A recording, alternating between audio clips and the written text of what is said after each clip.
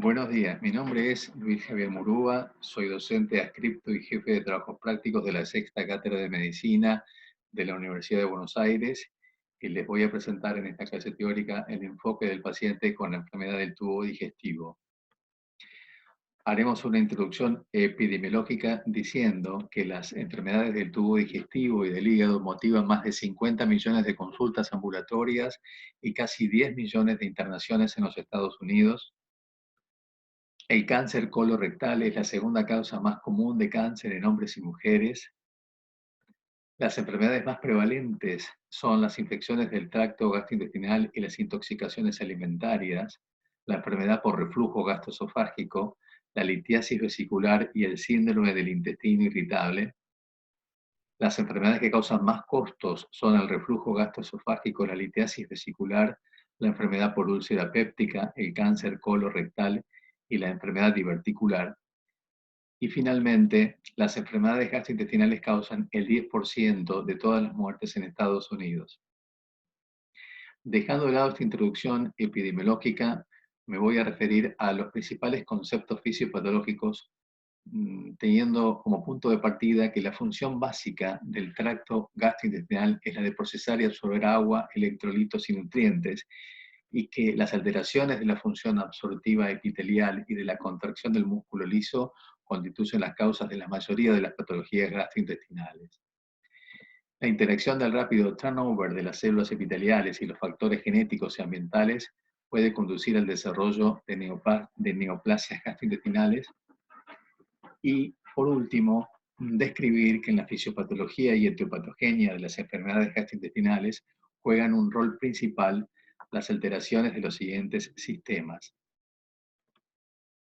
El sistema nervioso entérico, que contiene entre 10 a 100 millones de neuronas, equivalente al número de neuronas de la médula espinal, funciona como un sistema nervioso independiente.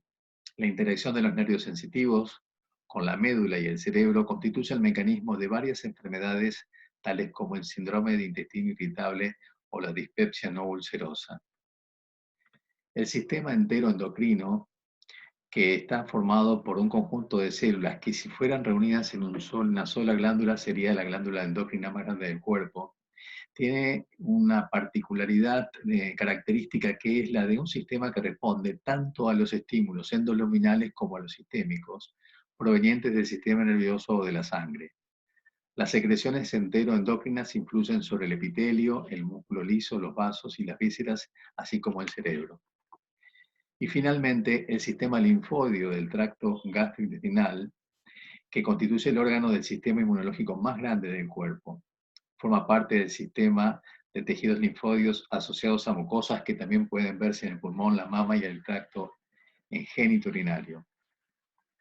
La función de este sistema linfóideo asociado al tracto gastrointestinal es reconocer los antígenos presentes en la luz, diferenciando a los que deben ser ignorados, nutrientes y flora común, de los patógenos, proteínas de bacterias.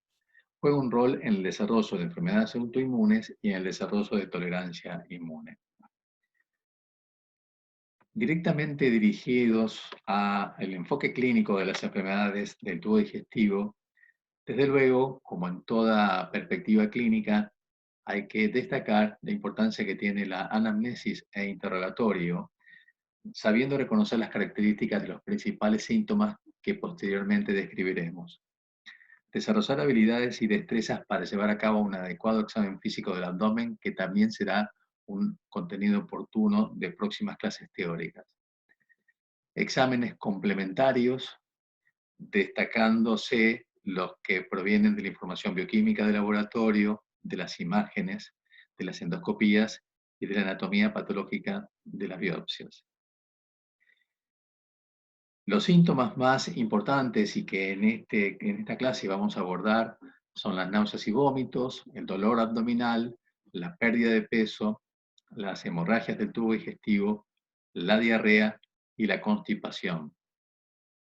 Los signos van a ser aquellos que se obtengan del examen físico a través de las maniobras semiotécnicas agrupadas en la inspección del abdomen, la ocultación del abdomen, la percusión y la palpación, y la indagación de los signos que encontremos en los exámenes complementarios.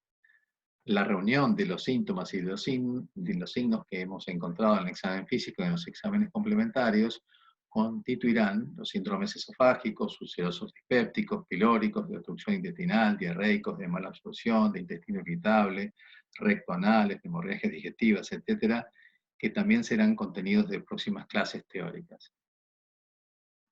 Ya dirigiéndonos a los síntomas que motiva el principal interés de esta clase, vamos a hacer una referencia a todo el conjunto de síntomas que podrían agruparse dentro del título náuseas y vómitos.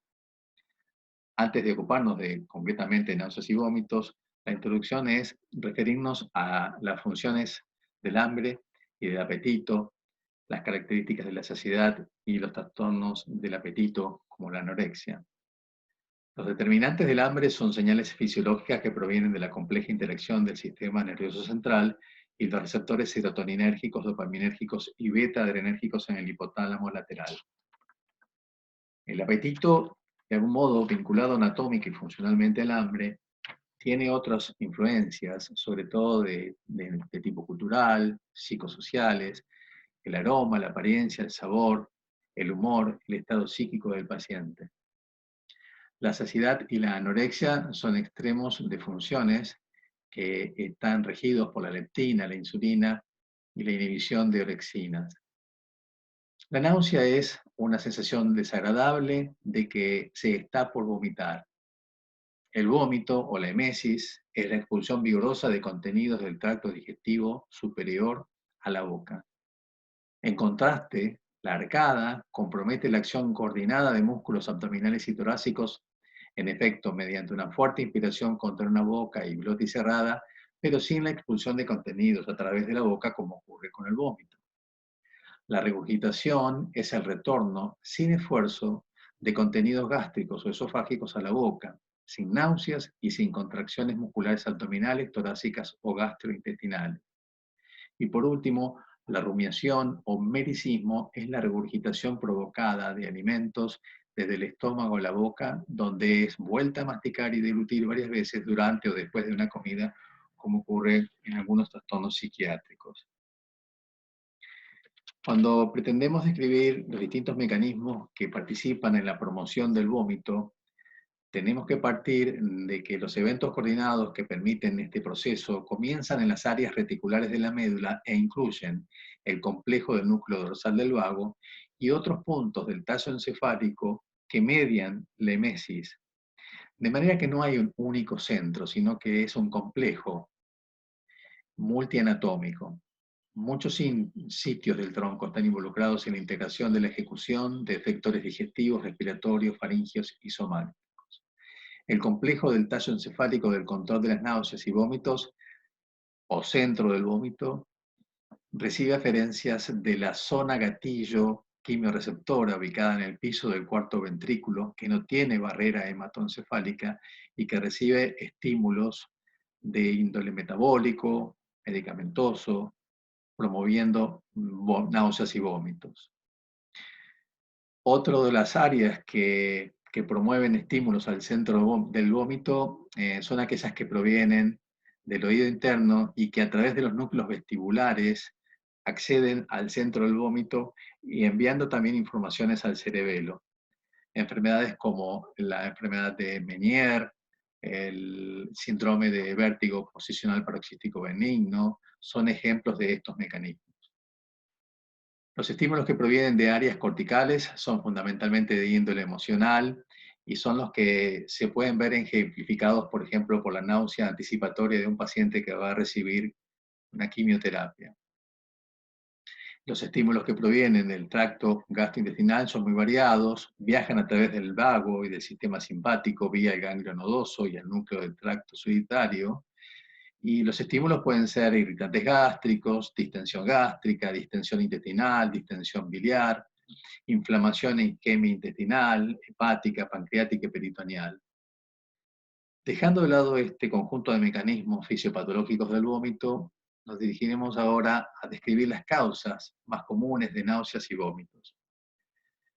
Es conveniente que antes de referirnos a ellas, intentemos siempre plantearnos clínicamente Si los síntomas, náuseas y vómitos están proviniendo del tracto gastrointestinal o del sistema nervioso central.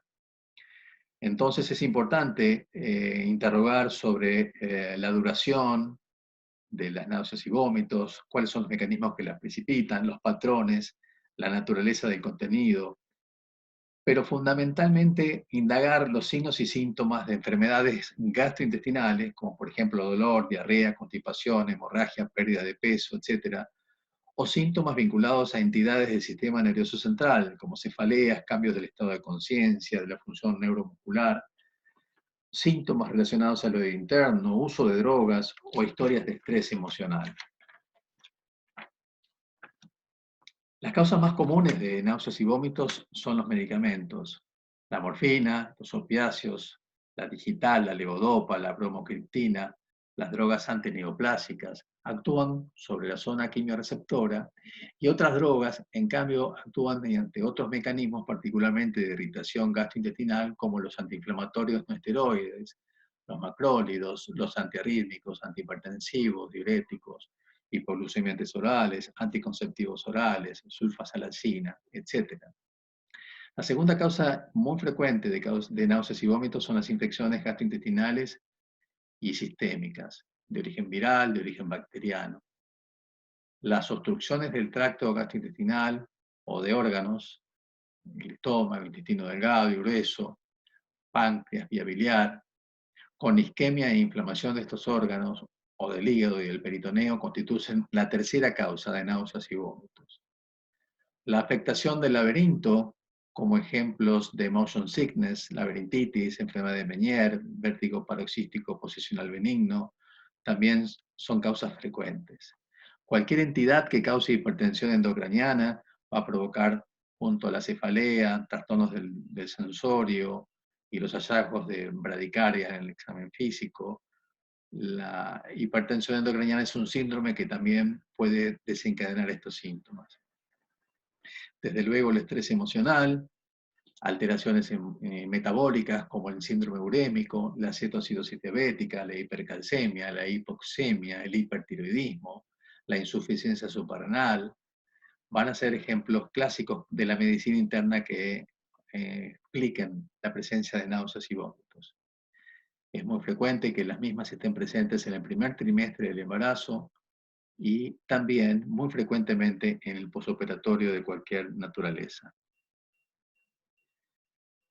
Respecto al contenido, tiempo y síntomas asociados y complicaciones, los vómitos pueden ser clasificados e identificados en su origen en función de esas características.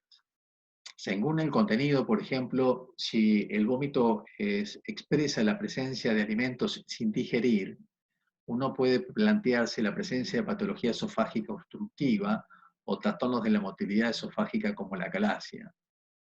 Si el contenido muestra alimentos parcialmente digeridos, podríamos plantearnos el diagnóstico de una gastroparesia o de obstrucciones del píloro que den lugar a esta expresión clínica. Si en el contenido del vómito apreciamos la presencia de bilis, estaríamos pudiendo deducir que esto excluiría la obstrucción proximal a la ampolla de váter. Si la presencia es de sangre y esta es roja, estaremos en presencia de una hemorragia reciente, y si en cambio es roja oscura o negra, de una hemorragia más tardía. Si el contenido es fecaloideo, estaríamos en presencia de un mecanismo de obstrucción intestinal o de fístulas gastrocólicas. Si nos referimos al tiempo, los síntomas de náuseas y vómitos que se presentan en la primera hora de la mañana y antes del desayuno son los propios que se ven en la mujer embarazada, en el síndrome urémico, en el paciente con intoxicación alcohólica, en la hipertensión endocraniana. Si estos síntomas de náuseas y vómitos aparecen después de la ingesta y son precoces, entonces pensaremos en gastropatías, en trastornos de conducta alimentaria, y si son tardíos, en el síndrome pilórico. Si los síntomas se presentan en forma continua, tendríamos que pensar en mecanismos psicológicos fundamentalmente.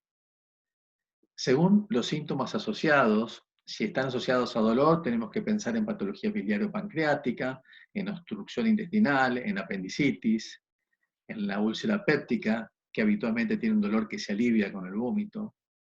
Si los síntomas asociados están vinculados a pérdida de peso, tendremos que pensar en neoplasias, en el síndrome pilórico, también en trastornos psíquicos, por ejemplo, la depresión. Si están asociados a vértigos y o acúfenos o hipoacusia, tenemos que pensar en enfermedades del oído interno. Si están asociados a cefaleas, alteraciones de conciencia, alteraciones visuales, rigidez de nuca, etc., tendremos que pensar en entidades del sistema nervioso central. Si están asociados a fiebre, diarreas y mialgias, en infecciones del tracto gastrointestinal. Y por último, no tendremos que olvidar las posibles complicaciones que tienen los vómitos, como por ejemplo el síndrome de Mallory-Weiss, que es el desgarro de la mucosa esofágica, particularmente en pacientes de alto consumo alcohólico, la ruptura esofágica que se ve en el síndrome de Boerhaave, que provoca después de un vómito una ruptura de la misma y una mediastinitis o de una peritonitis asociada, o las complicaciones vinculadas a la aspiración en la vía aérea provocando neumonías aspirativas o neumonitis. Dejando de lado las náuseas y vómitos, vamos a referirnos al dolor abdominal, que también es un motivo de consulta muy común. El dolor podrá ser agudo o crónico, y este dolor abdominal es un síntoma complejo que proviene de estímulos nociceptivos intraabdominales y es modulado por entradas medulares y encefálicas. Cuando el dolor abdominal es crónico, puede ser intermitente, como en el cólico biliar, implacable, como en las pancreatitis crónicas o en el cáncer de páncreas, incorregible y de causa imprecisa o no clara, como en los síndromes funcionales tales como el síndrome de intestino irritable. La presentación, el tiempo evolutivo, define el dolor agudo y el dolor crónico. Y con respecto a la fisiopatología, es útil mencionar que los dolores pueden ser descritos como viscerales, somáticos o referidos. El dolor visceral es un dolor que se origina en órganos abdominales cubiertos por peritoneo visceral. Los receptores se ubican en la pared muscular de las vísceras huecas y en la cápsula de los órganos macizos.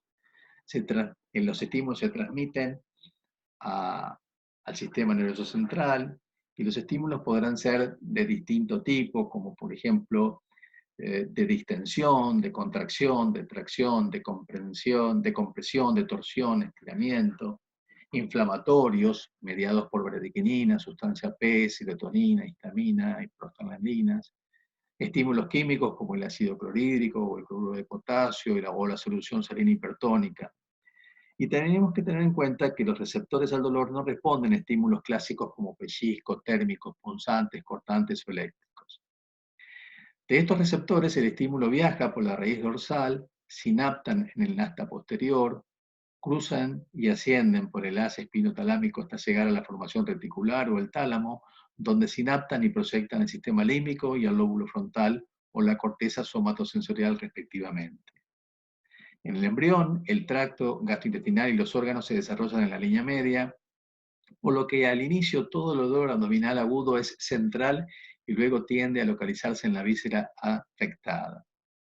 Habitualmente, cuando el dolor es de origen visceral, es un dolor sordo, mal localizado y puede percibirse a distancia del órgano afectado con frecuencia en esta línea media que mencionábamos.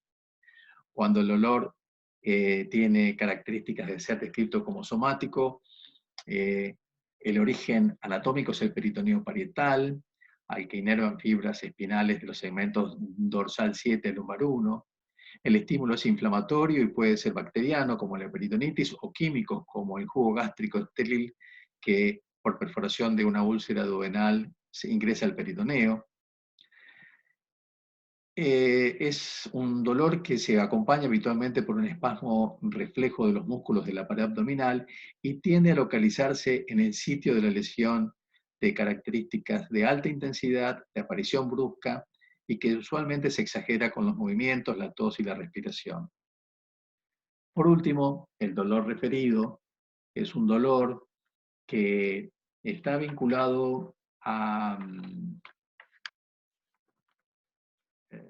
una particularidad que es que se origina Por ejemplo, en la vía biliar o vesícula, pero puede ser percibido en el hombro derecho o en la escápula.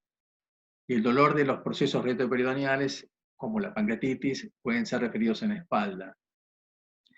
El dolor referido es percibido en la piel o músculo en el mismo dermatoma cutáneo de aquellos nervios donde la inervación de los órganos abdominales entra a la médula. Las causas y mecanismos de dolor abdominal deben distinguirse en aquellos que están originados en el abdomen, como provenientes de la inflamación del peritoneo parietal, la obstrucción mecánica de víscera hueca, las alteraciones vasculares o isquémicas, los dolores que provienen de la pared abdominal o los dolores que provienen de la distensión de las cápsulas de vísceras sólidas. Y no hay que perder de vista que un dolor que supuestamente es de origen abdominal quizás esté originado fuera del abdomen. Por ende hay que tener en cuenta los dolores que provienen del tórax, de la columna, de las regiones de los genitales externos.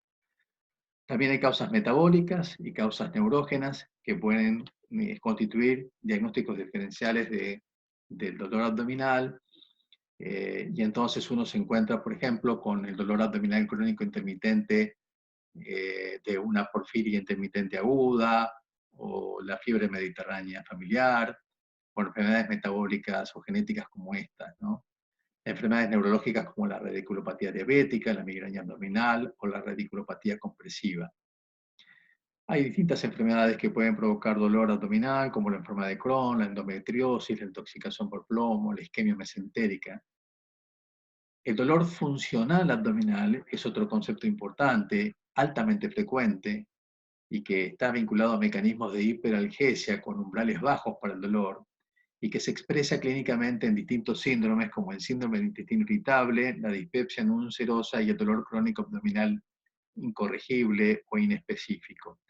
Estos tres síndromes constituyen el 50% de las consultas por síntomas gastrointestinales en atención primaria y en gastroenterología. Dejando de lado el dolor abdominal, pasamos a describir la pérdida de peso, otro de los síntomas que tenemos que encarar en la evaluación que tiene una enfermedad del tubo digestivo.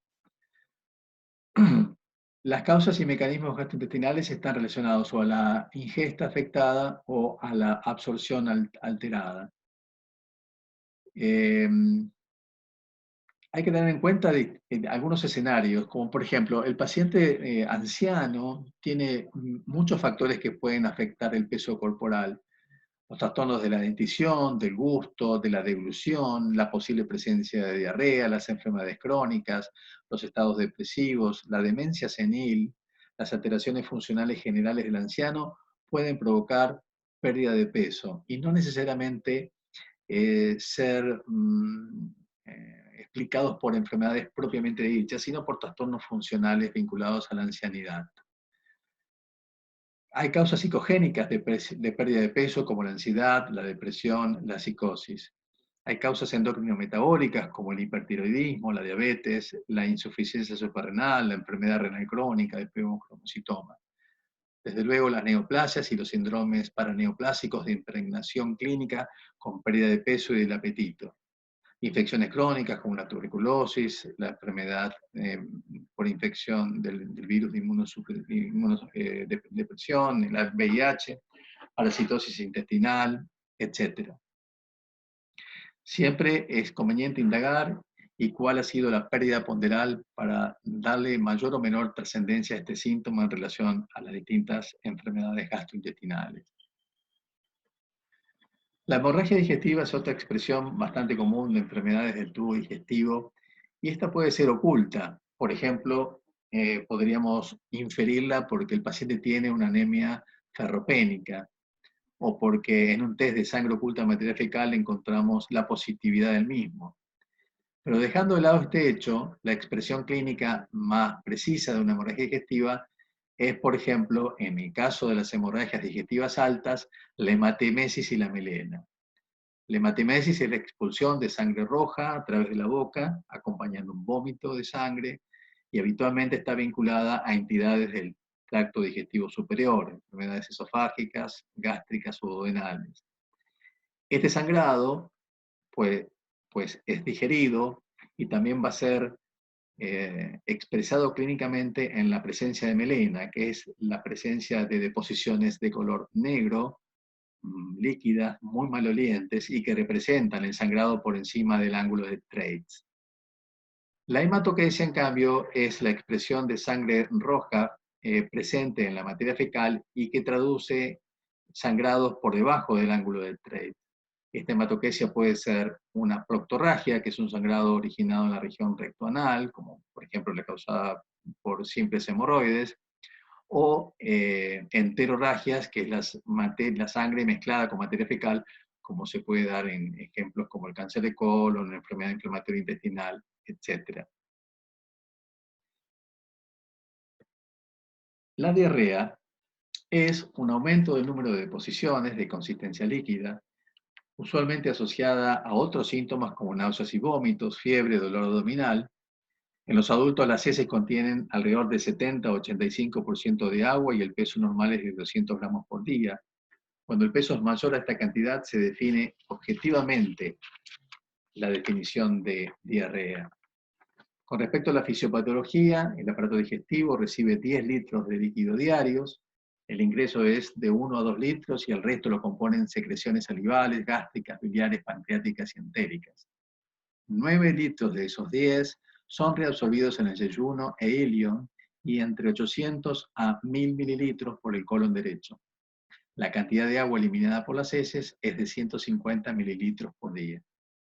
La mayoría de las causas de diarreas están vinculadas a alteraciones del líquido intestinal y al transporte de electrolitos.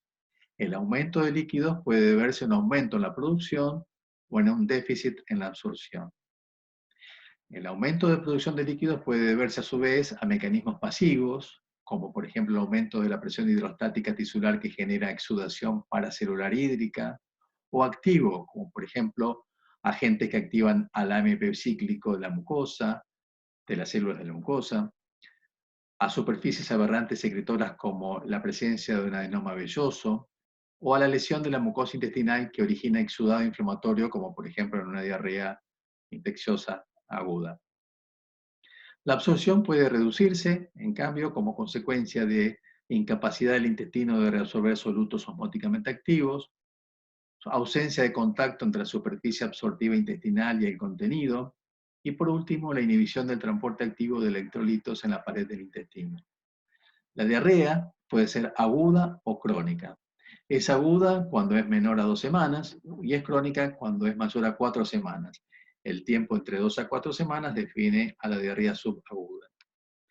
En la patogenia de la diarrea aguda tenemos que tener presentes que puede ser debida a enterotoxinas como cólera, Escherichia coli, Clostridium perfringens, a neurotoxinas como las vinculadas a Staphylococcus aureus, a citotoxinas como las presentes en Salmonella, Shigella, Campylobacter, Clostridium difficile, que invaden la mucosa intestinal, a mecanismos de enteroadherencia como los que pueden dar los Cryptosporidium, la Escherichia coli, la Giardia lamblia, y por último a los antibióticos, que también son causa frecuente de diarrea aguda.